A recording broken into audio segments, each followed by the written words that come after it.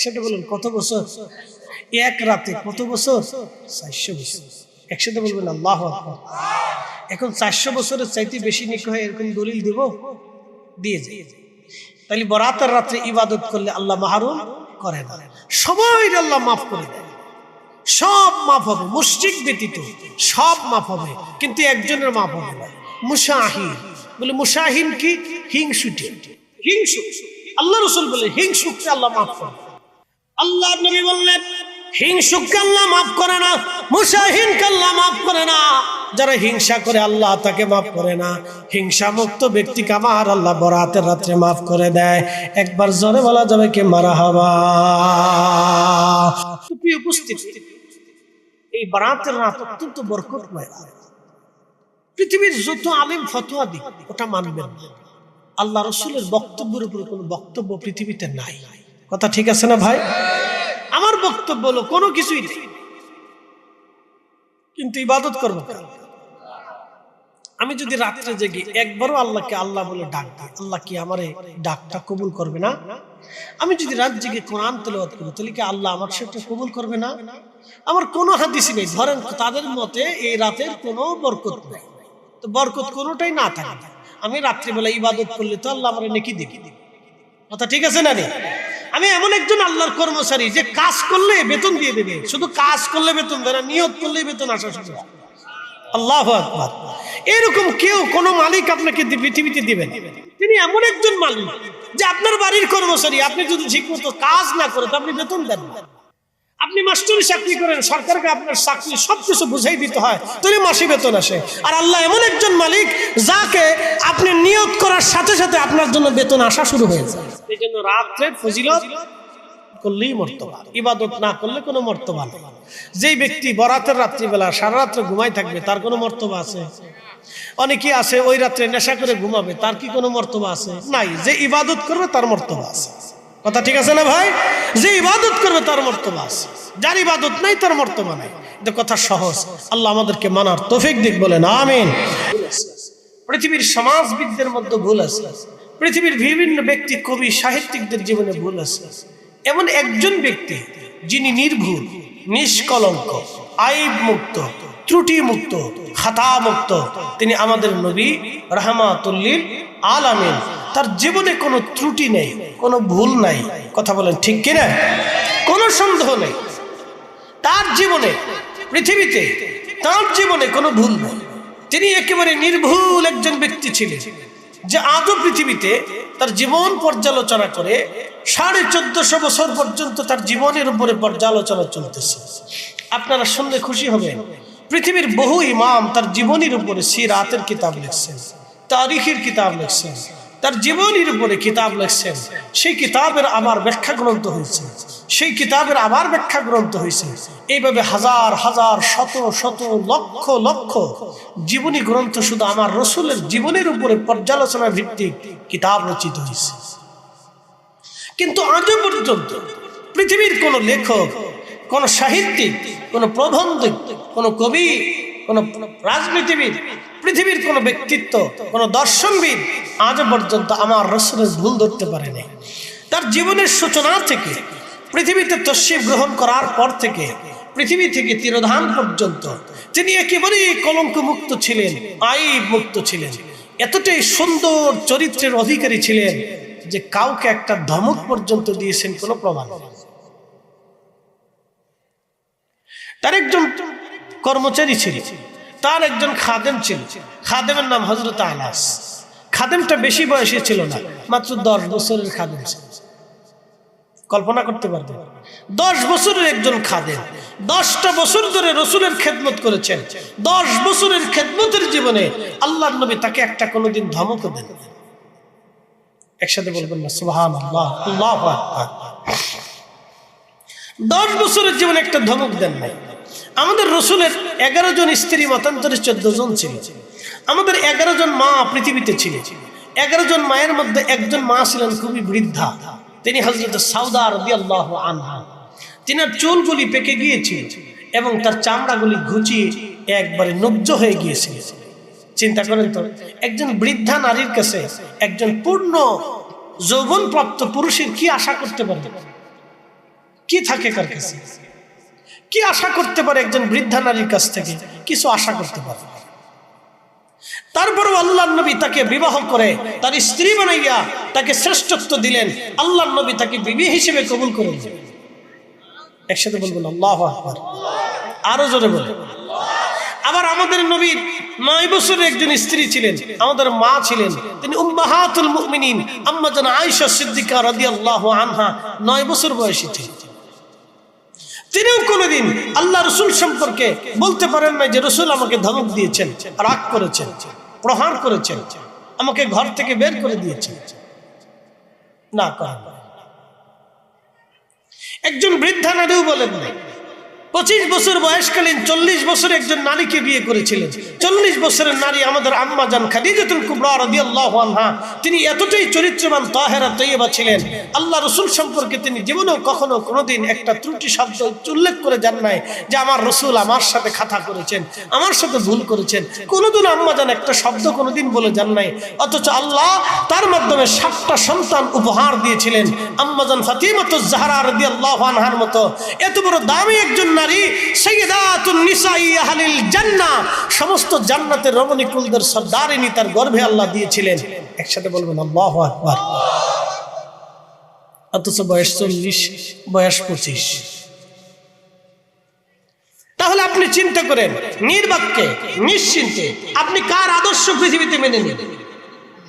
তিনি আমাদের নবী, তাতে কোনো সন্দেহ নাই।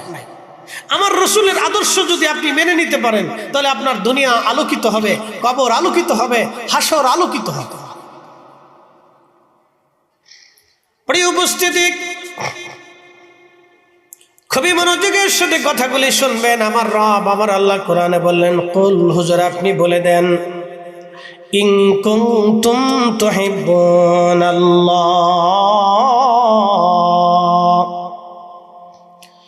ইন কুনতুম তুহিব্বুনাল্লাহ ফাত্তাবিউনি ইউহিব্বুকুমুল্লাহ ওয়া ইয়াগফির লাকুম যুনুবাকুম ওয়াল্লাহু গফুরুর রহিম।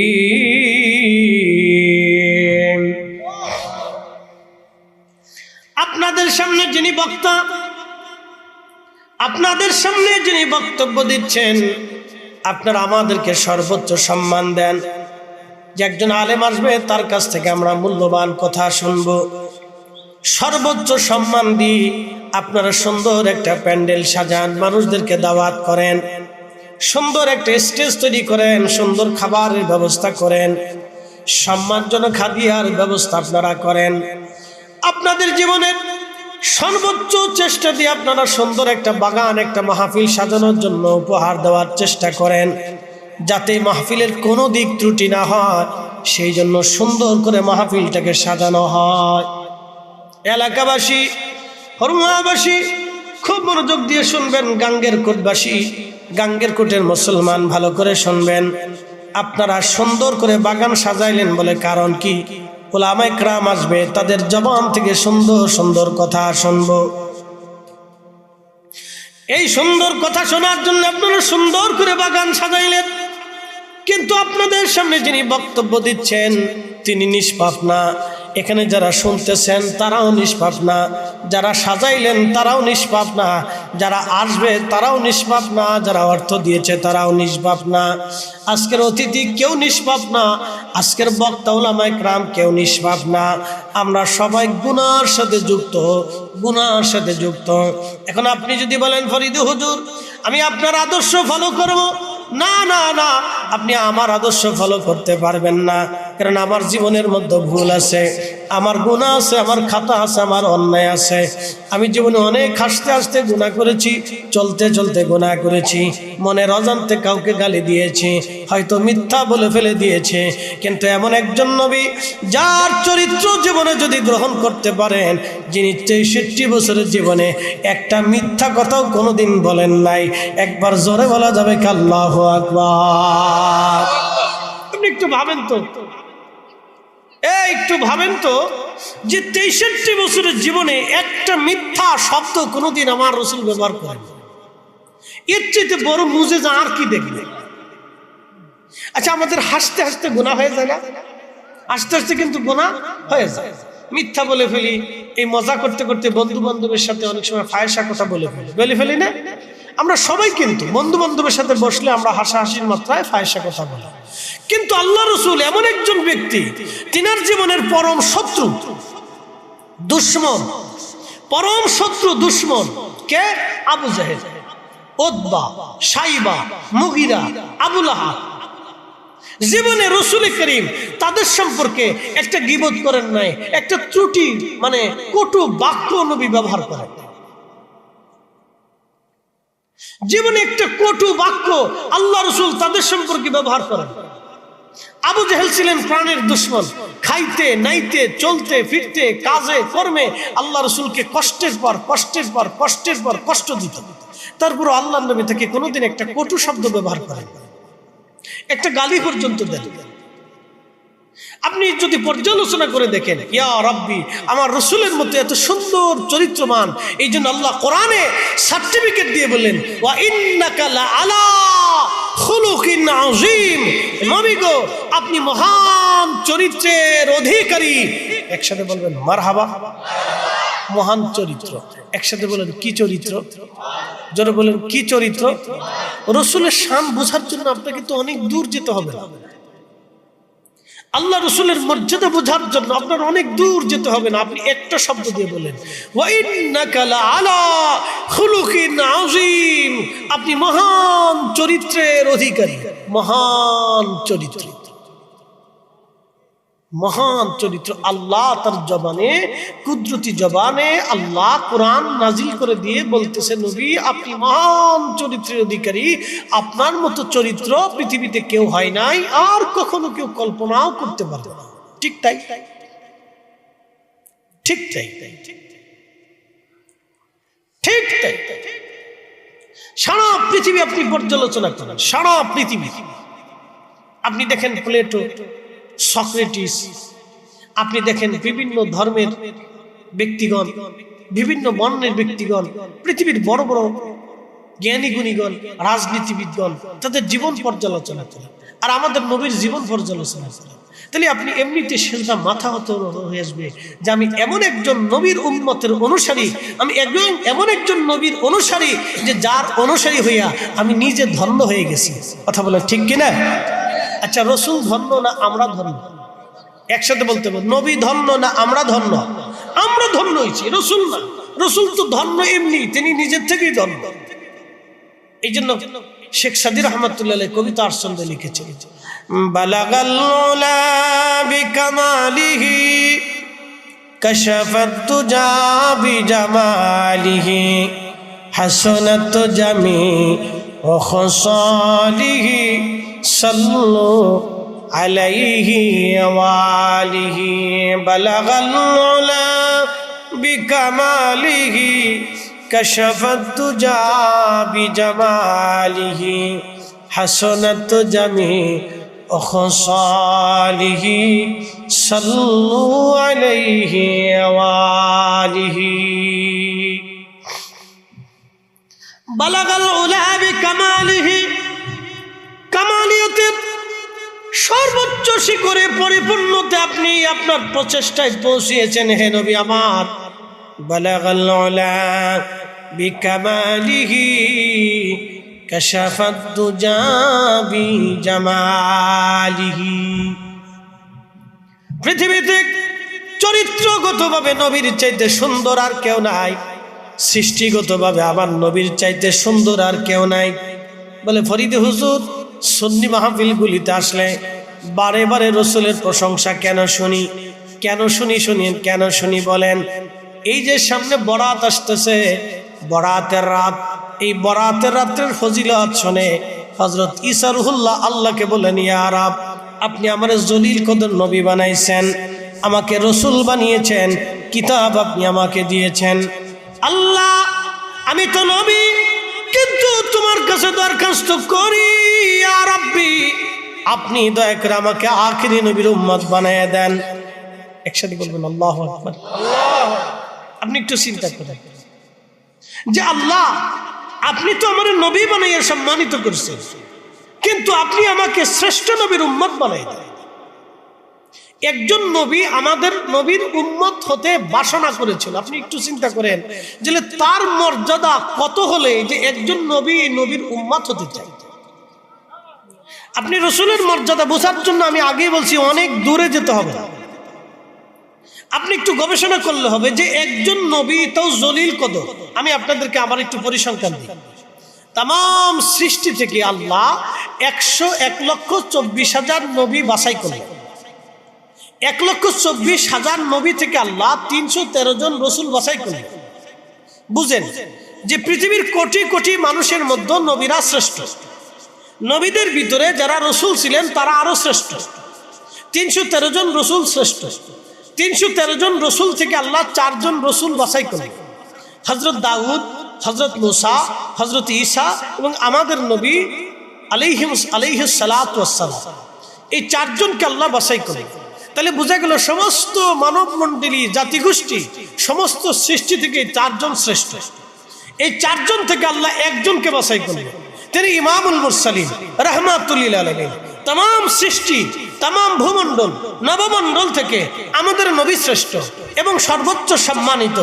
এত সম্মানিত যে শ্রেষ্ঠ রসুলের একজন রসুল, 4 রসুলের এক রসুল, তিনি হযরত ঈসা রুহুল্লাহ।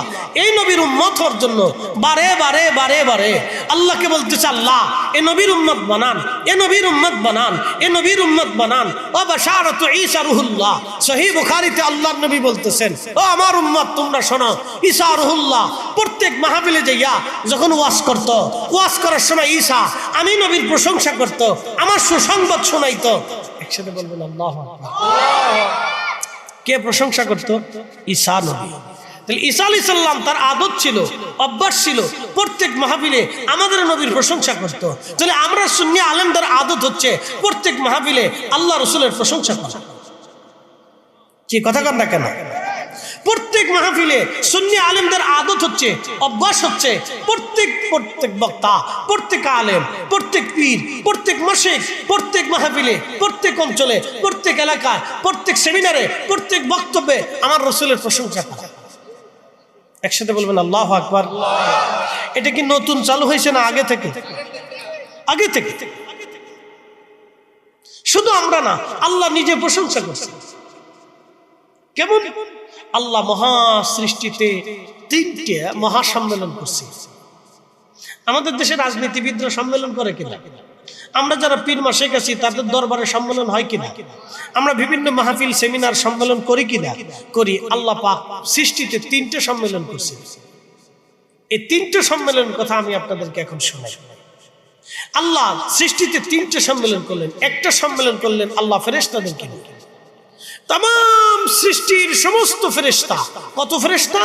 আপনাকে আমাকে খাতা কলম দিলে, পৃথিবীর সব মানুষকে খাতা কলম দিলে ফেরেশতা গুণে শেষ করতে পারবে না, এত ফেরেশতা। আল্লাহ তাম সৃষ্টির সমস্ত ফেরেশতাকে আমার রব্বুল আলামিন একত্রিত করলেন। একত্রিত করার পরে আল্লাহ ঘোষণা করলেন, আল্লাহ মহাসম্মেলন করে আল্লাহ বলেন, ওয়াইদ ক্বালা, আল্লাহ বললেন, আমার নবীজি আপনি স্মরণ করেন, আপনি স্মরণ করেন সেই সময়ের কথাগুলি। আমি যখন ফেরেশতাদের সম্মেলনে বললাম, হে ফেরেশতারা, আমি তাম পৃথিবীতে খলিফা পাঠাবো, আমি পৃথিবীতে খলিফা পাঠাবো। ফেরেশতারা সেদিন বলল, ক্বালু আতাজআলু ফিহা মান ইউফসিদু ফিহা ওয়া ইয়াসফিকু দিমা।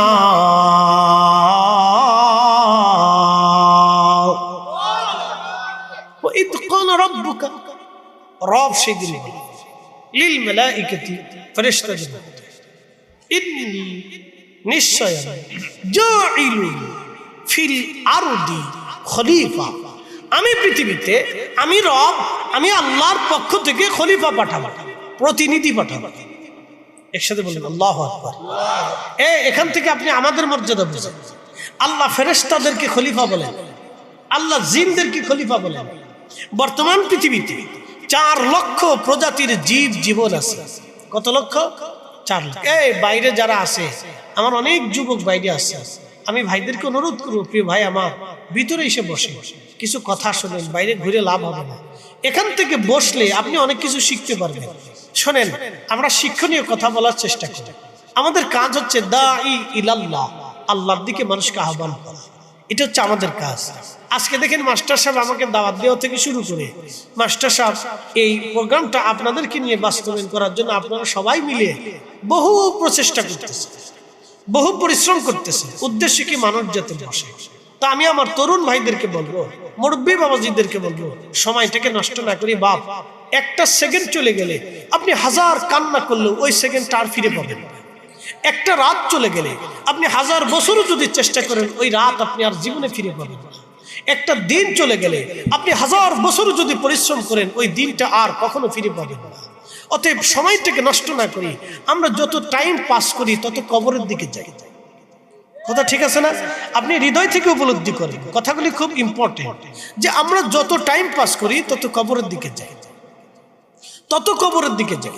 একসময় চুল কাঁচা ছিল, এখন পাকা শুরু হয়েছে। একসময় শক্তি আরো বেশি ছিল, এখন আরো ক্ষীণ হতেছে। এই যে আমার ডান পাশে একজন মুরব্বী বসে আছেন, বাবাজি বসে রয়েছেন, একটু লক্ষ্য করেন, উনি ছোট্টকালে শিশুকালে অনেক সুন্দর ছিলেন। আমরা যারা বসে আছি শিশুকালে আমরা সবাই সুন্দর ছিলাম। আমাদের ঠোঁট সুন্দর ছিল, কান সুন্দর ছিল, নাক সুন্দর ছিল, চোখ সুন্দর ছিল, মাথা সুন্দর ছিল, হাত পা সুন্দর ছিল। এ হাত ধরে ধরে মা চুমা খাইতো, বাবা চুমা খাইতো, প্রতিবেশীরা চুমা খাইতো, আত্মীয় স্বজন চুমা খাইতো, কোলে নিত, নাচাইতো, আদর করতো, চুমা খাইতো, হাসাইতো। আপনি একটু দেখেন তো এরপরে কি হলেন? আপনি ধীরে ধীরে ধীরে ধীরে ধীরে ধীরে যত বড় হন তত পরিবর্তন, যত বয়স হয় তত পরিবর্তন, যত বয়স হয় তত পরিবর্তন হতে হতে হতে হতে আজকে আমার বাবাজি একেবারে বৃদ্ধ হয়ে গেছে। শুধু ওনার দিকে তাকান, বয়স দুর্বল হয়ে গেছে। বলেন, বয়সটাকে আমার বাবার হাতে, আমাদের হাতে, আমাদের কারো হাতের মধ্যে আল্লাহ দিছে? দেয় নাই তো। কার হাতে? আল্লাহর হাতে। যদি আমাদের সবকিছু আল্লাহ আমাদের হাতে থাকতো তাহলে আমাকে চশমা ব্যবহার করতে হতো না, আমার চোখ দুর্বল হতো না, তাহলে চশমা লাগতো না, আমার চোখ দুর্বল হতো না, আপনার শরীর লুব্ধ হতো না, সবাই সুন্দর থাকতো, সবাই সুঠাম থাকতো, সবার শক্তি থাকতো। শোনেন, আমাদের সবকিছু আমাদের নিয়ন্ত্রণে নাই, সব আল্লাহর নিয়ন্ত্রণে। একসাথে বলবেন আল্লাহু আকবার। কার নিয়ন্ত্রণে? একসাথে বলি কার? কার? কার? সেজদা হবে কার? জিকির হবে কার? আইন মানবো কার? আল্লাহ। আল্লাহ যেটা হালাল করছে সেটা মানবো, যেটা হারাম করছে সেটা ছেড়ে দেব। কথা ঠিক আছে না ভাই? কথা বুঝতে। আমাদের যারা ইয়াং জেনারেশন আছে তাদের রক্ত খুব হিট, গরম, এই জন্য এরা বসতে চায় না। এরা খুব কম, রক্ত খুব হিট, অনেক গরম, উৎফুল্লতা বেশি, এই জন্য তাদের বসতে চায় না। একসময় আমাদের উৎফুল্লতা ছিল, আমরা বসতে চাইতাম না, কিন্তু এখন মন চাই বসি, এখন মন চাই কথা বলি, এখন বেশি মন চায় বসি। এই বাবাজি মসজিদের দিকে তার মন রুজু হয়ে গেছে, এই আব্বার দিলটা মসজিদের দিকে রুজু হয়ে গেছে, কিন্তু 10 বছরের একটা ছেলেকে আপনি মসজিদের দিকে রুজু করাইতে পারবেন না। সে উৎফুল্ল, দৌড়াইতে চায়, খেলতে চায়, পালাইতে চায়, ঘুরতে চায়, বেড়াইতে চায়। বয়স, চেষ্টা করতে হবে এদেরকে বসানোর জন্য। প্রিয় উপস্থিতি আমার, খুব মনোযোগ দিবেন। আল্লাহ বলেন, ইন্নী জাইলুন ফিল আরদি খলিফা, পৃথিবীতে আমি আল্লাহ খলিফা পাঠাবো, প্রতিনিধি পাঠাবো, প্রতিনিধি। আল্লাহ আমাদেরকে তার খলিফা বানাইলেন, প্রতিনিধি বানাইলেন। ফেরেশতারা ভেটু দিয়ে বললেন, ইন্নী জাইলুন ফিল, ক্বালু আতাজালু ফিহা মাইয়ুফসিদু ফিহা ওয়ায়াসফিকু দিমা। ওগো মালিক আমার, আপনি কি এমন প্রতিনিধি পৃথিবীতে পাঠাবেন, এমন জাতি সত্তাকে সৃষ্টি করবেন, ও আল্লাহ তারা মাইয়ুফসিদু, তারা পৃথিবীর মধ্যে ফ্যাসাদ করবে, ফ্যাসাদ ফ্যাসাদ ফ্যাসাদ, বিশৃঙ্খলা করবে, ফাসাদ করবে, বিশৃঙ্খলা সৃষ্টি করবে। দেখবেন সমাজের কিছু মানুষ আছে সমাজে শুধু ফ্যাসাদ বাঁধাই রাখে। কথা ঠিক আছে না ভাই? মাফ করবেন, রাজনীতি কিছু বিদ আছে, রাজনীতিবিদ, তারা রাজনীতির ভিতরে ফ্যাসাদ বাঁধাই রাখে।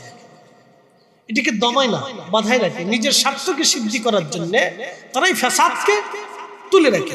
আমাদের ভিতর ধর্মবিদ কিছু আছে যারা আমরা ফাসাদ সৃষ্টি করে সব সময়। আচ্ছা, আপনাদেরকে রাজনীতি নিয়ে আমার আলোচনা না, এটা আপনাদের ব্যক্তিগত বিষয়, আমি এদিকে যাব না, আমি আমাদের কথা বলবো। আমাদের দেশে যারা বুকে হাত পেতে নামাজ পড়ে, আচ্ছা বলেন তো তাদের উদ্দেশ্যটা কি? আমি তাদের নির্ভেজাল সমালোচনা করব, গালিও দিব না, কষ্ট দিব না, আমি বোঝার জন্য বলতেছি। বুকে হাত বেঁধে নামাজ পড়াইতেই হবে, উদ্দেশ্যটা। আচ্ছা, 8 টাকার তারাবির নামাজ বানাইতেই হবে, উদ্দেশ্যটা। আমরা 20 টাকার তারাবি পড়তেছি, 1450 বছর ধরে আসা আল্লাহর দ্বীনের উপরে আছে, কথা ঠিক আছে না ভাই? আচ্ছা, 1450 বছর ধরে আসা আল্লাহর দ্বীনে নাভির নিচে হাত বেঁধে রসুল বেঁধেছেন, আমরা বাঁধি।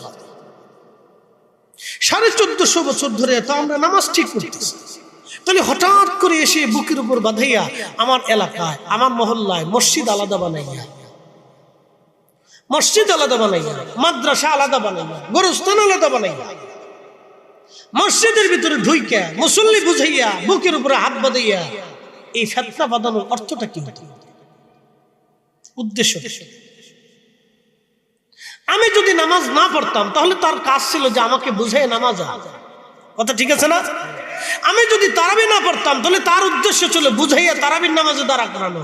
8 টাকা বানানো তো তার কাজ না।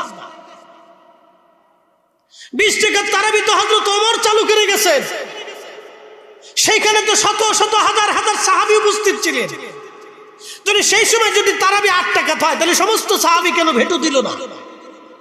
1450 বছর ধরে চলে আসা তারাবির নামাজ 20 টাকা। 4 মাযহাবের ইমামরা পড়েন, মক্কার ইমাম পড়েন, মদিনার ইমাম পড়েন, হযরত শাহজালাল পড়েছেন, খাজা বাবা আজমিরি পড়েছেন। এদেশে যারা ইসলাম এনেছে তারা 20 টাকার তারাবির নামাজ কায়েম করে গেছে। তাহলে আজকে হঠাৎ করে 8 টাকা বানাইতেই হবে। রমজান আসার পরে দেখবেন কিছু হুজুরদের মনে হয় মাথার কাজ টেন্ডার নিয়ে বসে 8 টাকা বানাইতে হবে। তারা আমাদের মুসলিম মিল্লাতের ভিতরে নতুন করে ফিতনা সৃষ্টি করেছে। এটা হলো ফাসাদ সৃষ্টিকারী, কথা বলেন ঠিক না বেটে? এগুলি প্রশ্রয় দেওয়া যাবে, ঢুকতে দেওয়া যাবে, প্রশ্রয় দেওয়া যাবে। সাবধান, প্রশ্রয় দিলে কিন্তু আপনার সমাজ নষ্ট করবে, বাড়ি নষ্ট করবে, ঘর নষ্ট করবে। বলে কারণ কি? নতুন মতবাদের তো দরকার নেই। আমার যেটা হক ছিল সেটা আউলিয়া ইকরাম শিখিয়ে দিয়েছে। এই নতুন মতবাদ এই নিয়ে আমার ঘরের ভিতরে ছেলে বাবার যুদ্ধ, স্বামী স্ত্রীর দ্বন্দ্ব, ভাই ভাইয়ের যুদ্ধ, পাড়ায় পাড়ায় দ্বন্দ্ব, স্বাস্থ্য ভাই যুদ্ধ, ইমাম মুসল্লির ঝগড়া, মুরব্বী যুবকের ঝগড়া, এগুলোর তো প্রয়োজন নেই। কি কথা ঠিক আছে না ভাই? এগুলোর তো প্রয়োজন নেই। আমরা হালাল খাই, হালাল জীবন গঠন করি, নামাজ পড়তেছি, কালেমা ঠিক, ইমান ঠিক, আকীদা ঠিক, সব ঠিক, নতুন করে এসে ভেজাল বাড়ানোর কি আছে? এই জন্য আল্লাহ ফেরেশতারা সেই দিন বলেন, ক্বালু আতাজআলু ফিহা মা ইউফসিদু, আপনি কি এমন জাতি পাঠাবেন তারা শুধু ফাসাদ বাঁধাবে, বিশৃঙ্খলা করবে, হাঙ্গামা দাঙ্গামা সৃষ্টি করবে? কথা বোঝাটা অত্যন্ত জরুরি। প্রিয় উপস্থিতি আমার, সেই দিন সমস্ত ফেরেশতারা বলল, আল্লাহ আপনি এমন কি জাতি পাঠাবেন যারা ফাসাদ করবে, শুধু ফাসাদ না, ওয়ায়াসফিকুদ দিমা, যারা পৃথিবীতে রক্তপাত করবে, মারামারি করবে, কাটাকাটি করবে। মনোযোগ দিয়ে, আমাদের দেশে মারামারি কেমনে হয় বুঝেন। আমার জেলা ফরিদপুর, আপনাদের ব্রাহ্মণবাড়িয়ার দুর্নাম করবো না, দুর্নাম করার কিছু নাই না। আমার ফরিদ, হ্যাঁ এটা কি কুমিল্লা না? আচ্ছা, কুমিল্লার লোক ভালো, অসুবিধা নেই। ব্রাহ্মণবাড়িয়ার দুর্নাম করতেছি না, কিন্তু কুমিল্লার লোক ভালো। বলে কি জন্য? আমি কুমিল্লাতে অধিক লোক পাইছি শিক্ষিত, ভদ্রমার্জিত। আমি কুমিল্লা জেলার ভিতরে যত প্রোগ্রাম করছি সবাইকে শিক্ষিত পেয়েছি এবং ভদ্র পেয়েছি, এবং সিলেট এটা শিক্ষিত। ব্রাহ্মণবাড়িয়া যে অভদ্র পেয়েছি তা কিন্তু না। ব্রাহ্মণবাড়িয়া মাহফিলও বেশি হয়, ঝগড়াও বেশি। ব্রাহ্মণবাড়িয়ার লোক খেপবে যে হুজুর আমরা দুর্নাম করে গেছি, তার দুর্নাম করতেছি না, মাহফিলও বেশি, ঝগড়াও বেশি। আমরা ফরিদপুরের গল্প শুনি, আমার বাড়ি ফরিদপুর, তো ফরিদপুরে শহরের ভিতরে সিঙ্গারা নিয়ে ঝগড়া লাগছে। আচ্ছা, কি নিয়ে ঝগড়া? জোরে বলে বুঝেন। একটা সিঙ্গারার দাম কত? জোরে বলেন। অত বেশি হইলে কত? 10 টাকা। তো 10 টাকার একটা সিঙ্গারা নিয়ে কথা কাটাকাটি, ঝগড়া লাগার ভিতরে 2 গ্রুপের দ্বন্দ্ব, সারা শহরে মারামারি। আচ্ছা, যে দুইজন ঝগড়া সৃষ্টি করলো ওরা জানে আমরা ঝগড়া শুরু করছি সিঙ্গারা নিয়ে, এরপরের বাকি যারা আছে মারামারি শুরু করছে ওরা কেউ জানে না যে কি লেগে মারামারি করে। কি কথা কর না কে? যে যারা পারে হে হেরে ফিডে, এখন কেউ জানে না কে লেগে ফিডে ফিডি। চিন্তা করেন তো। এই জন্য আল্লাহর ফেরেশতারা বললেন ক্বালু আতাজআলু ফিহা মাইয়ুফসিদু, আপনি কি এমন জাতি পৃথিবীতে পাঠাবেন যারা মারামারি করবে, কাটাকাটি করবে? ফেরেশতাদের আপত্তি তো সুন্দর। আপনি কি এমন জাতি পৃথিবীতে পাঠাবেন যারা মারামারি করবে, কাটাকাটি করবে? বিয়ে বাড়ি ঝগড়া। আচ্ছা বলেন বিয়ে বাড়ি কি নিয়ে ঝগড়া লাগে? আমি বলতেছি কি নিয়ে ঝগড়া লাগে। বর আসছে, বর যাত্রী আসছে, খানা খাইতে বসছে, গোস্তের টুকরা হয়তো 1 টুকরা কম দিছে, অথবা তরকারি দিতে একটু দেরি হয়েছে। কথা ঠিক আছে না ভাই? এই কথা কাটাকাটিতে এরপরে বিয়েও ভেঙে যায়। কে লেগে ভাঙলো? একটু গোস্তের ঝোল একটু পরে দিছে অথবা একটু কম দিছে। আহা, একটা বিয়ে ভেঙে গেল, একটা সংসার ভাঙলো, একটা আত্মীয়তা নষ্ট হলো, একটা 2টা ছেলে মেয়ের জীবন নষ্ট হয়ে গেল। সি সি, কুত্তায় আমরা দেহে মাঝে মধ্যে চিন্তা করে তোরা মানুষই চুটকে খাবার নিয়ে যদি মারামারি করবি তাহলে তো আমরাই আছি, তোরা তাহলে মানুষই লিখে। কি কথা কর না কেন? যদিও শুনতে খারাপ শোনা যাচ্ছে কিন্তু আমি তো বলতেছি সঠিক কথা। কুকুরে চিন্তা করে যে খাবার নিয়ে মারামারি করলে আমরা করি, তো মানুষই করবে কেন? কি কথা ঠিক আছে না? এই জন্য আমাদের আইন কি? খাবার যাহা দিছে আপনার সামনে মেজবান যেই খাবার উপস্থিত করছে আপনি সেটা খাবেন, খাওয়া শেষে আলহামদুলিল্লাহ বলবেন, আলহামদুলিল্লাহ বলার পরে ওই মেজবানের জন্য আপনি দোয়া করবেন। এই সুন্নাত যদি আমরা শিখতাম তাহলে খাবার নিয়ে মারামারি হইতো না। কি কথা কর না কেন? এই শুনে যাবেন, এই জন্য আল্লাহ রাসূলের আদর্শ যদি আমরা শিখতাম। খাবার শেষ, যিনি খাওয়াইলেন 1 গ্লাস পানিও যদি খাওয়ান তো তিনি খাওয়াইছেন, 1 কাপ চাও যদি খাওয়ান তো তিনি খাওয়াইছেন। কারণ আপনি একটু চা বানাইতে যান, যাওয়ার পরে দেখবেন ওই চাটা বানানোর জন্য আপনাকে পানি গরম দিতে হয়। পানিটা গরম দেওয়ার পরে তার মধ্যে চা পাতি দিতে হয়, এরপরে সুন্দর করে বানাইয়া কাপটা ধুইতে হয়। যে মহিলা ধয় সে জানে ধোয়ার কি জ্বালা। এই শীতের মধ্যে মহিলা আসে কাপটা ধৌত করতেছে, এরপরে পানিটা গরম করতেছে, এরপর আপনার সামনে ওই চা কাপটা উপস্থাপন করলো।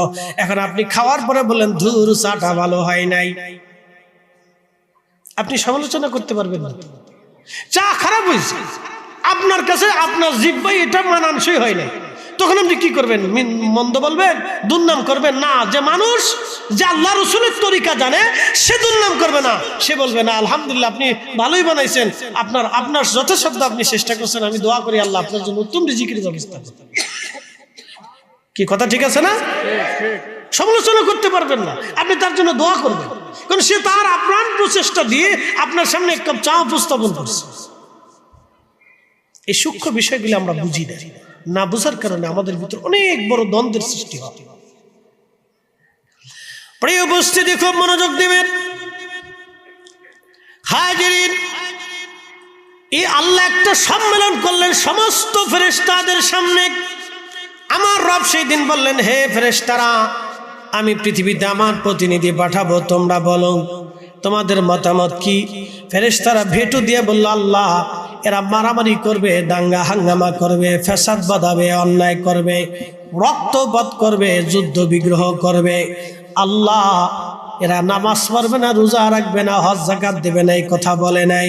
ফেরেশতারা বলল, আল্লাহ তারা ফ্যাসাদ করবে, বিশৃঙ্খলা করবে, মারামারি করবে, রক্তপাত করবে, খুন খারাপি করবে। আপনি একটু চিন্তা করেন, কুকুরে কুকুরে মারামারি হয়, কুকুরে কুকুরে মারামারি হয়। আপনাদের গাঙ্গের কুটে দেখবেন 4টা কুকুর আছে, এই গাঙ্গের কুটে 4টা কুকুরের আবার একটা লিডার আছে। পার্শ্ববর্তী এলাকায় দেখবেন ওই যে আপনার আরো পার্শ্ববর্তী এলাকায় দেখবেন আরো 4-5টা কুত্তা আছে। প্রত্যেক গ্রামে গ্রামে কুকুর আছে, কুকুরের গ্রুপ আছে, দল আছে। এই দলবদ্ধভাবে কুকুর বসবাস করে, 4টা-5টা কুকুর একসাথে থাকে। দেখবেন গাঙ্গের কুটের কুকুর যদি পার্শ্ববর্তী এলাকায় যায় তাহলে ওই এলাকার কুকুরের সাথে মারামারি হয়। কি কথা ঠিক আছে না? মারামারি হয়, বিরাট যুদ্ধ হয়, বিরাট যুদ্ধ, বাপরে বাপ যুদ্ধকারে কয়। এই তুমুল যুদ্ধে মানুষও অতিষ্ঠ হয়ে যায়, কিন্তু খুন হয়েছে আজ পর্যন্ত দেখছেন? বলেন, কুকুরে খুন করছে আজ পর্যন্ত দেখছেন? এক কুকুর আর এক কুকুরে কামড়ায় মেরে ফেলে দিছে, কোনোদিন দেখছেন? দেখবেন না। মুরগা মুরগা মারামারি হয়, এক মুরগা আর এক মুরগারে মেরে ফেলছে, কোনোদিন দেখবেন না। বিড়ালে বিড়ালে মারামারি হয়, বাপরে বাপ, বিড়ালের হাতা কি মারাত্মক, হাতার হাতা এমন ভাবে 4G স্পিডে মারামারি করে, কিন্তু রক্ত বেরোয় না। একসাথে বলবেন আল্লাহু আকবার। না না, আপনার বোঝার অনেক কিছু আছে এখান থেকে। এটা ওয়াজ, বলবো হুজুর এটা কি ওয়াজ? হ্যাঁ, এটা ওয়াজ। আপনি এটা বুঝলে মারামারি করবেন না কোনোদিন। আপনি যদি এটা বুঝেন তাহলে এই রক্তপাত হবে না তো। বিড়াল বিড়াল তোর জাতি ভাইকে মেরে ফেলে দেয় না, খুন করে না, তার রক্ত ঝরে না, জাতি ভাইয়ের রক্ত ঝরে না। অথচ আমরা মানুষ, এক মানুষ আর এক মানুষকে খুন করতেছি, এক মানুষ আর এক মানুষকে রক্তপাত করতেছি। আজকেও ভিডিওতে দেখলাম এক অটো চালকের গলা কেটে জবাই করে তার অটো নিয়ে চলে গেছে। আচ্ছা, অটোর দাম কত? 1.5 লক্ষ টাকা। তো 1.5 লক্ষ টাকা যে ছেলেটার জন্য অটো কিনে দিল, মায়ের অনেক গহনা বিক্রি করে, বাবার হয়তো জমির একটা কোনা বিক্রি করে ছেলেটার জন্য একটা অটো কিনে দিয়েছে, ছেলেটা যাতে কিছু কর্মসংস্থান করতে পারে। সে সারাদিন পরিশ্রম করে 1,000 টাকা রুজি করে, খরচ খরচা বাদ দিয়ে 500-700 টাকা তার থাকে। এটা দিয়ে সে মার জন্য খাবার কিনে, বাবার জন্য খাবার কিনে। যারা ডাকাতি করিয়া তার গলা কেটে নিয়ে হত্যা করলো, অটোটা নিয়ে চলে গেল, অটোও চলে গেল, সন্তানটাও চলে গেল। আপনি বলেন তো, আপনি চিন্তা করেন তাহলে তারা মানুষ কি করে? আপনি মুসলমানের হিসাব করে আসেন, আপনি মুসলিমের হিসাব করে আসেন। মুসলিম তো এটাকে বলে না। মুসলিম কি? আসলামতু লিরাব্বিল আলামিন, আমার জীবনের সব কিছু আল্লাহর জন্য হবে, তাহলে সে মুসলিম। একসাথে বলবেন আল্লাহু আকবার। না না, আরো জোরে বলেন আল্লাহু আকবার।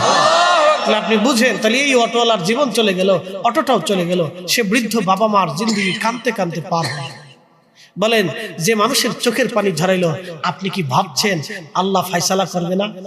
ইয়া রাব্বি, ফায়সালা তো হবে, বড় কঠিন ফায়সালা হবে, দুনিয়াতেও ফায়সালা হবে। তার ঘুম কেড়ে নিয়ে যাবে আল্লাহ, তার ঘুম কেড়ে নেবে। ঘুম, আল্লাহর কসম করে বলি, ঘুম কেড়ে নেবে। যারা মানুষ হত্যা করে তাদের ঘুম আসে না, তাদের ঘুম কেড়ে নেয় আল্লাহ। তারা নেশা করে ঘুমাইতে পারে না। আল্লাহ তাদের বছরের পর বছর ধরে ধরে শাস্তি দিতে থাকে। শাস্তি তো দুনিয়াতে হবেই, মৃত্যুর সময় তাদের মৃত্যুটা হবে ভয়ঙ্কর মৃত্যু। শুধু মৃত্যু ভয়ঙ্কর হবে না, তার কবর হবে বড় ভয়ঙ্কর। শুধু কবর ভয়ঙ্কর হবে না, তার হাসর হবে আরো ভয়ঙ্কর। কোরআন বলতেছে, মান কাতালা নাফসান বিগাইরি নাফসিন আও ফাসাদিন ফিল আরদি ফাকান্নামা কাতালান নাস জামিআ। হে মানুষ, তুমি যদি নিরপরাধ একজন মানুষকে হত্যা করো, तमाम পৃথিবীর মানুষকে মেরে ফেললে যে অপরাধ, একজন নিরপরাধ মানুষকে মেরে ফেললে সেরকম অপরাধ হবে। আপনি একটু বুঝেন, যুদ্ধ চলতেছে, কঠিন যুদ্ধ। সাহাবী যুদ্ধ করতেছে, যুদ্ধ তলোয়ারের যুদ্ধ, প্রচন্ড তলোয়ার চালনা। এক সাহাবী এক কাফেরকে ধরাশায়ী করলেন, সে পড়ে গেল। চূড়ান্ত ভাবে তার বুকের উপরে তলোয়ার চালানো হবে। সাহাবী তলোয়ার উত্তোলিত করেছে, তাকে আঘাত করবে। ঠিক এমন সময় নিচ থেকে ওই ব্যক্তি কালেমা পড়ল, লা ইলাহা ইল্লাল্লাহু মুহাম্মাদুর রাসূলুল্লাহ সাল্লাল্লাহু আলাইহি ওয়াসাল্লাম। এ প্রিয় উপস্থিতি, মনোযোগ দিবেন। হাজিরিন, চূড়ান্ত ভাবে তলোয়ার চালাচ্ছে, কিন্তু ওই নিচ থেকে কাফের কালেমা পড়ে ফেলল। কিন্তু সাহাবী তলোয়ার চালিয়ে দিলে তার বুক লক্ষ্য করে তলোয়ার চলে গেল, ভেদ হয়ে গেল দেহ। ওই অবস্থায় লোকটা মারা গেল। সাহাবীরা এসে বলেন, ইয়া রাসূলুল্লাহ, অমুক সাহাবী অমুক কাফেরকে ধরাশায়ী করেছিলেন, তিনি পড়ে যাওয়ার পরে কালেমা পড়লেন, কিন্তু সেই সাহাবী তলোয়ার চালিয়ে দিয়েছেন, তাকে হত্যা করেছেন। আল্লাহর নবী জালালি হয়ে গেলেন, রাগান্বিত হয়ে গেলেন। করছো কি তুমি? করছো কি তুমি? ইয়া রাসূলুল্লাহ, সে মৃত্যুর ভয়ে কালেমা পড়েছে। আল্লাহর নবী ধমক দিয়ে বললেন, তুমি কি তার অন্তরের খবর জানো? একসাথে বলবেন আল্লাহু আকবার। না না, আরো জোরে বলুন। এত বড় ইনসাফ হল। আপনি একটু চিন্তা করেন যে যুদ্ধ চলতেছে, তারপরে রাসূল চায় না যে মানুষ মরে যায়। নবী ধমক দিয়ে বলতেছে, তুমি কি জানো তার অন্তরের খবর? তুমি কেন তাকে হত্যা করছো? কেন তাকে হত্যা করছো? ইয়া রাসূলুল্লাহ, সে তো মৃত্যুর ভয়ে কালেমা পড়েছে। বলে, তুমি কি তার অন্তরের খবর জানো? কেন তলোয়ার চালিয়েছো তুমি? আহা, তুমি করছো কি? তখন সাহাবী থরথর করে কাঁপতেছে, ইয়া রাসূলুল্লাহ, ভুল হয়ে গেছে। এটা ছিল আল্লাহর নবী, এটা ছিল সাহাবায়ে কেরাম। প্রিয় গাঙ্গের কোট মুসলমান, খুব মনোযোগের সাথে কথাগুলি শুনবেন। আহা, আল্লাহর নবী এইভাবে পৃথিবী জয় করেছিলেন। তিনি জীবনে বহু যুদ্ধে নবী অংশগ্রহণ করেছেন। আপনি যদি দেখেন, মাত্র কয়েকশো মানুষ মারা গিয়েছিল এই যুদ্ধে। কয়েকশো যুদ্ধ করলেন, 10 থেকে 15টা মানুষ মারা গেল মাত্র কয়েকশো। অথচ আপনি একটা ছোট্ট যুদ্ধে যদি দেখেন, তাহলে মানুষ মারা যায় হাজার হাজার, হাজার হাজার মানুষ মারা যায় ছোট্ট একটা যুদ্ধে। কিন্তু আল্লাহর নবী সারা আরবের দিন প্রতিষ্ঠিত করতে যায় জিহাদ করলেন। নবীজি ইচ্ছা করে কোনো বাহিনীর উপর আক্রমণ করতেন না, অর্থাৎ এই জনপদের উপরে নবী ইচ্ছা করে আক্রমণ করতেন না। এরকম আল্লাহর নবী কালেমার দাওয়াত দিতেন, মানলে মানত, না মানলে আবার কালেমার দাওয়াত দিতেন। কিন্তু কোনো কাফের গোষ্ঠী প্রিয় নবীজিকে যখন আঘাত করত, তখন আল্লাহর নবী প্রতিহত করতেন। যুদ্ধ করার জন্য সাহাবায়ে কেরামকে সেনাবাহিনী পাঠাইতেন। কিন্তু আল্লাহর নবী যেসে যায় কাউকে আক্রমণ আগে করতেন না, কাউকে আগে আঘাত কোনোদিন নবী আগে আঘাত করতেন না। আক্রান্ত হওয়ার পরে নবীজি প্রতিহত করতেন।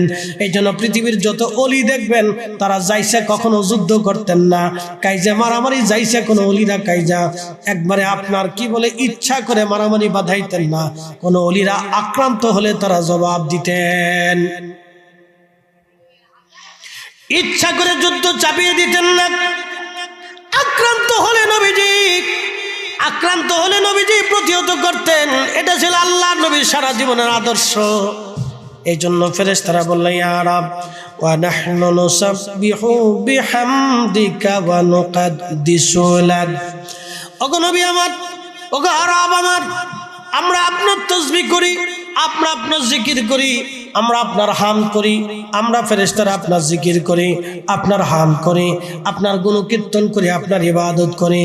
রব্বুল আলামিন পৃথিবীতে এমন কোনো জাতি পাঠানোর দরকার নাই যারা মারামারি করবে, কাটাকাটি করবে, রক্তপাত করবে। ইয়া রাব, আমরা ফেরেশতারই তো আপনার ইবাদত করি। সেজদার দরকার আমরা ফেরেশতারা দেই, সেজদার দরকার আমরা দেই, সব কিছু জিকির ফিকির যা দরকার আমরা দেই, আপনার গুণকীর্তন যা করার দরকার আমরা করি। মানব জাতি দুনিয়াতে পাঠানোর দরকার নাই।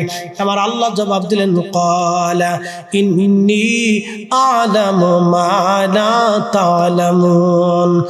এ ফেরেশতারা, আমি যা জানি তোমরা তা জানো না, আমি যা জানি তোমরা তা জানো না, আমি যা জানি তোমরা তা জানো না, আমি যা জানি তোমরা তা জানো না। বলে, কি জানে না? এই মানব জাতির মধ্যে আখিরি নবী আসবে, ফেরেশতারা জানে না। এই মানব জাতির ভিতর অলি তৈরি হবে, ফেরেশতারা জানে না। এই মানব জাতির সাথে আল্লাহর মহব্বত হবে, ফেরেশতারা জানে না। একসাথে বলবেন আল্লাহু আকবার। আচ্ছা বলেন, নূহ আলাইহিস সালাম তার কওমের মধ্যে 800 বছর ধরে দাওয়াত দেওয়ার কারণে মাত্র 83 জন মানুষ দিন কবুল করে নিল। দাওয়াত দিল 800 বছর। এই 800 বছর দাওয়াত দিলেন, মানুষ কবুল করে না। নূহ নবী এসে কানতে নূহ আলাইহিস সালাতু ওয়াস সালাম 800 বছর ধরে কানলেন। নূহ নবীর নাম কিন্তু নূহ ছিল না। নূহ শব্দের অর্থ হলো অধিক ক্রন্দনওয়ালা। শুধু উম্মতের মায়ায় কানতে নিয়ে আরব আল্লাহ, আমি নূহ এতটা বছরই কমকে সতর্ক করলাম, জাহান্নামের ভয় দেখাইলাম, আখিরাতের কথা বললাম, আল্লাহ ওরা আমাকে মানে না, ওদের হেদায়েত দাও। নূহ আলাইহিস সালাম কানতে 800 বছর পার করলেন, 800 বছর ধরে কানলেন। এই জন্য নূহ নবীর নাম হলো নূহ, উনির নাম হলো নূহ, ওনার নাম নূহ। নূহ মানে অধিক ক্রন্দন কর্নেওয়ালা। 500 বছর ধরে নূহ নবী মাত্র 83 জনকে বুঝাইতে পারছে, আর আমার খাজা বাবা আজমেরি একা 90 লক্ষ মানুষকে কালেমা পড়িয়েছে। আসতে হয়ে গেল না? না, আরো জোর। আমি বলছি না যে নূহ আলাইহিস সালামের চাইতে খাজা বাবার দাম বেশি, আমি এটা বলতেছি এই উম্মতের মর্যাদা বুঝাইতেছি।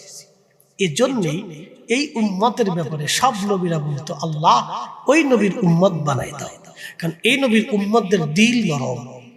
একসাথে বলেন মারহাবা। কি নরম? আপনার এখানে বসছেন কেন? টাকা দেওয়া হবে? জোর করা হয়েছে? চলে গেলে জোর করে বসানো হবে? না না, আপনার ইচ্ছা করে বসছে। এটাই আল্লাহর সাথে প্রেম। কার সাথে প্রেম? মাহে রমজান আসতেছে না? আসতেছে নি তো রোজা রাখবেন, সারাদিন পানাহার মুক্ত। আল্লাহর নিষিদ্ধ কাজগুলি আপনি নিষিদ্ধ করে দিলেন। সুবে সাদিক থেকে সূর্যাস্ত পর্যন্ত সব নিষিদ্ধ। ইফতার করতে বসছে, খাবার সামনে, পেটে ক্ষুধা, পানীয় সামনে, বুকে তৃষ্ণা, প্রচন্ড তৃষ্ণা, অনেক বড় তৃষ্ণা, ছাতি ফেটে যাচ্ছে, কষ্ট হচ্ছে, শরীর দুর্বল হয়ে আসতেছে, ক্ষীণ হয়ে আসতেছে। খাবার সামনে, আপনি তখনও খান না। খাবার সামনে আসছে, ইফতার আর 10টা মিনিট সময় আছে, আপনি খাবার হাত দিয়ে লাড়ান, পানি ধরেন, খাবারের দিকে চেয়ে রয়েছেন কিন্তু খান না। ঠিক তখনই আল্লাহর সাথে বান্দার প্রেম হয়। আমার রাব ঠিক তখনই তামাম ফেরেশতাদেরকে বলে, এ ফেরেশতারা, তোমরাই না বলছিলা আমার বান্দারা আতাজালু ফিহা মাইয়ুফসিদু, তারা বলে ফসাদ করবে, ওয়া ইয়াসফিকু দিমা, তোমরা না বলছিলে এরা বলে রক্তপাত করবে। এ ফেরেশতারা, তোমরা না বলছো নাহনু নুসাব্বিহু, তোমরাই বলে তাসবিহ করবে, ওয়া বিহামদিকা, তোমরা বলে হামদ করবে, ওয়া নুকাদ্দিসু লাক, তোমরাই বলে আমি আল্লাহর পবিত্রতা বর্ণনা করবে। হে ফেরেশতারা, দেখ আমার বান্দাকে ক্ষুধা দিয়েছি, তোমাদের ফেরেশতাদেরকে ক্ষুধা দিই। আমি আমার বান্দাকে কাম, ক্রোধ, লোভ, মোহ, কামনা, বাসনা, হিংসা, রিয়া, আশা, আকাঙ্ক্ষা, যাতনা, দুঃখ, বেদনা, সুখ সব নেগেটিভ দিয়েছি, সব পজিটিভ দিয়েছি। এ ফেরেশতারা, তোমাদেরকে পজিটিভ দিয়েছি, নেগেটিভ দেইনি। দেখ আমার বান্দার কলিজায় তৃষ্ণা, পেটে ক্ষুধা, সামনে খাবার, এখন হাত নাড়াচ্ছে, ইচ্ছা করলে খেতে পারে, কিন্তু আমার বান্দা আমার ভয়ে খাচ্ছে না। হে ফেরেশতারা, তোমরাই বলে জিকির করবা, দেখো আমার বান্দারা বসে বসে আমি আল্লাহর ভয়ে পানি পান করে না, আমি আল্লাহর ভয়ে তারা খাবার খায় না। এই ফেরেশতারা, তোরা সাক্ষী থাক, আমার বান্দার জীবনে সব গুনাহ মাফ করে দিল। না, আরো জোরে বলেন, জোরে বলেন, একসাথে বলেন আল্লাহু আকবার, আরো জোরে বলেন আল্লাহু আকবার। দয়া কার? আল্লাহু আকবার। ইয়া রাসূলুল্লাহ, করে করে আমি মুক্তাসার ভাবে আল্লাহর প্রেম বুঝাই। ফেরেশতাদের ভিতরে খাজা বাবা আজমিরি নাই, জিনদের ভিতরে হুজুর গাউসে পাক নাই, পৃথিবীর কোন মাখলুকের মধ্যে শাহজালাল ইয়ামিনী মুজাররিদি নাই। এটা মানুষের ভিতরে,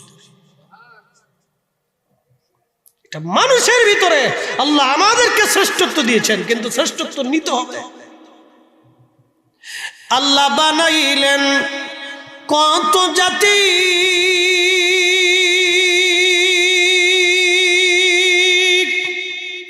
হইল না তোর প্রেম প্রীতি,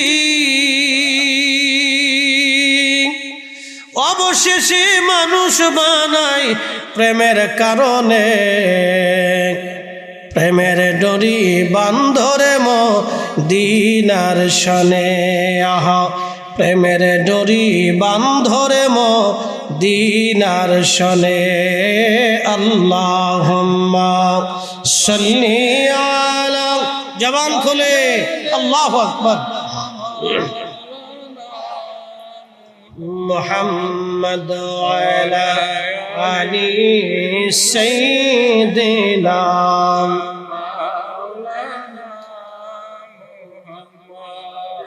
এ পৃথিবী এমনি থাকবে, আমরা একদিন থাকব না, সবাই আমাদের ভুলে যাবে, রাসূল আপনি ভুইলেন না।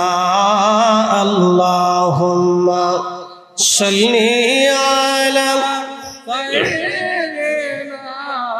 মাওলানা মুহাম্মদ ওয়া আলা আলি সাইয়্যিদিনা মাওলানা মুহাম্মদ। আল্লাহর নবী কোন এক রাস্তার পাশ দিয়ে নবী রাস্তা দিয়ে হেঁটে যাচ্ছেন। প্রিয় নবী দেখলেন রাস্তার পাশে এরকম একটা মাহফিল কায়েম হয়েছে, সাহাবীরা বসে আছে। সাহাবীরা বসে আছে। নবী আমার জিজ্ঞেস করলেন, সাহাবীরা মা জালাসনাকুম, তোমরা করো কি? বলে নাদুল্লাহি ওয়া নাহমাদুহু, ইয়া নবী আল্লাহ, আমরা আল্লাহ জিকির করি, আল্লাহর হামদ করি। একসাথে বলেন মারহাবা।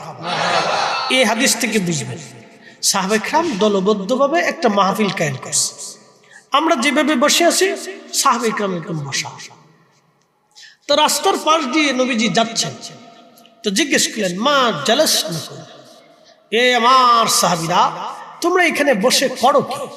বলে নাদুল্লাহ, আল্লাহকে ডাকি, ওয়া নাহমাদুহু, আল্লাহর প্রশংসা করি। একসাথে বলেন মারহাবা। আমরা এখানে বসে কাকে ডাকি? একসাথে বলেন কাকে? মিলাদুন নবীর মাহফিল দিয়ে আমরা কাকে ডাকি? তো আল্লাহকে ডাকলে বেদাত কেন?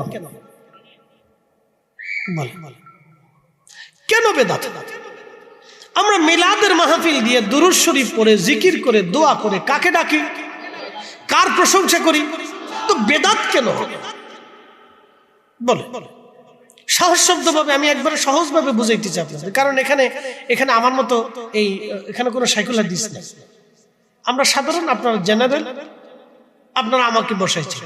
আমি যদি এখন ওই ফিকি মাসালার যুক্তি তর্ক নানান উসুল মুসুল দিয়ে আপনারা একটু বুঝতেন, এই জন্য সহজ সাবলীল বুঝাইতেছি যে সাহাবায়ে কেরাম বসে জিকির করতেছে। তো নবীজি জিজ্ঞেস করলেন মা জালাসনাকুম, তোমরা করো কি? ইয়া রাসূলুল্লাহ নাদুল্লাহ, আল্লাহকে ডাকতেছি। মাশাআল্লাহ, একসাথে বলেন মারহাবা। কাকে ডাকে? কাকে ডাকে? আমরা এখানে বসে কাকে ডাকতেছি? তাহলে একই সূত্র, আমাদের উদ্দেশ্য এক, প্রসেস ভিন্ন। উদ্দেশ্য কি এক, কিন্তু প্রসেস ভিন্ন। বলে প্রসেস কেমন? তখন এই লাইটিং ছিল না, এই ফ্যান্ডেলিং ছিল না, এই বক্তা দাওয়াত করা ছিল না, এই প্রধান অতিথি সিস্টেম ছিল না, সভাপতি সিস্টেম ছিল না, এরপরে আপনার তাবারুকের হয়তো এই ধরনের কোন ইন্তজাম ছিল, তখন খেজুর টেজুর খাওয়াইতে এগুলো কিছু ছিল, কিন্তু মাইকিং করে দাওয়াত করে এই ঘন ঘটা করে এই ধরনের প্রসেস হয়তো ছিল না। কিন্তু নাদুল্লাহ ছিল, আল্লাহকে ডাকা ছিল। তা আমরা প্রসেস যেটা হোক ডাকতেছি কিন্তু আল্লাহ। আমার বাড়িতে মিলাদ হোক কিন্তু ডাকি তো আল্লাহকে। কি কথা ঠিক আছে না? বাড়ি মিলাদ হোক কিন্তু জিকির করি কার? দুরূদ করি আল্লাহর নবীর। কথা ঠিক আছে না ভাই? দোয়া করি কার কাছে? আল্লাহর কাছে। তাহলে সেটা কেন বেদাত? সাহাবায়ে কেরামের পদ্ধতি অনুযায়ী তো বেদাত হওয়ার কোনো যুক্তিকতাই নেই। বেদাত কাকে বলে? এখন আপনাদেরকে উসুলের দিকে নিয়ে যাই, নীতিমালার দিকে নিয়ে যাই, সূত্রের দিকে নিয়ে যাই। নীতিমালা কি? প্রত্যেক আমাদের বাংলাদেশের একটা পার্লামেন্ট আছে, এই পার্লামেন্ট কিভাবে পরিচালিত হবে সেই জন্য একটা নীতিমালা আছে। তো ঠিক আমরা মুসলমানরা কিভাবে পরিচালিত হবো তার একটা নীতিমালা আছে। এই নীতিমালাকে আরবিতে বলে উসুল। আরবিতে বলে উসুল। আমি একবারে সহজ ভাষায় আপনাদেরকে উসুল শিখাইলাম। 22 বছরে যা শিখছি আপনাকে 1 মিনিটে তা শিক্ষা দিলাম। খুব মনোযোগ দিন। এটাকে বলে নীতিমালা। তো নীতিমালা কি? মা উহদিসা মিম্মা ইউখালিফু কিতাবা আও সুন্নাতান আও আসারান ফাহাদিহি আও ইজমাআন ফাহাদিহি বিদআতুদ দালালা। ইমাম নববী, ইমাম শাফিঈ,